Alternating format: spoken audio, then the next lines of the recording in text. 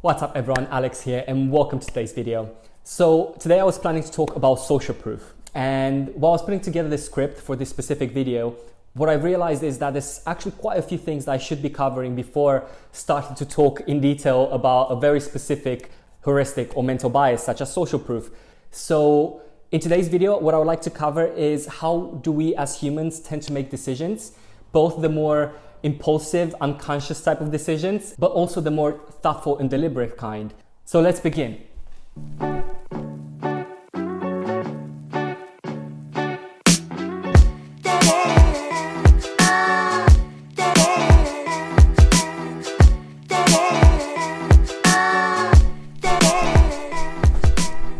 Okay, so behavioral science is the discipline that looks at why we do what we do. So it tries to understand better why we take specific actions and how do those actions impact our behaviors. And this is important for a few different reasons. First of all, as human beings, we make thousands of decisions every day, and behavioral science is present in every single one of them. And this brings me to my second point. What people do and what people say they will do is quite different from what people would actually do in real life. Most of the companies do market research and ask consumers, what would you like to see from our company? What kind of products do you like? What kind of services do you like?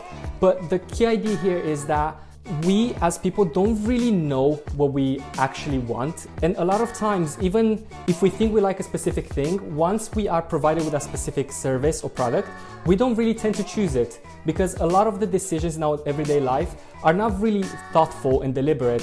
In fact, most of the decisions that we take every single day, they're quite quick and instinctual. And these are based on what we call heuristics or mental biases. And it is because of this very reason why Daniel Kahneman, in his book Thinking Fast and Slow, has divided the way humans make decisions in two different systems. On one hand, you have system one, which is more impulsive and more fast, and you make more emotional based type of decisions. And on the other hand, you have a more thoughtful, deliberate, and effortful type of way of making decisions, in which you actually do take the time and the data and you use much more of your mental capacity to think about things before making a decision. In fact, 90 to 90% of all the decisions that we make every single day are based on this system one, which is fast, instinctive, and emotional. So that being said, it's important for us to understand this distinction, because only by understanding how these quicker decisions are being made by us, we can truly explain and influence behavior. And this is something that is very, very important for organizations and the government. In conclusion, we think less than we think. And what that means is that as an individual, if you understand heuristics and how they operate, you can start designing the environment around you in order to increase the chances of you making specific decisions in order to get you faster to your goal. And as an organization, it's very important for you to understand how most of the decisions are made in order for you to be able to properly advertise and market your product or service.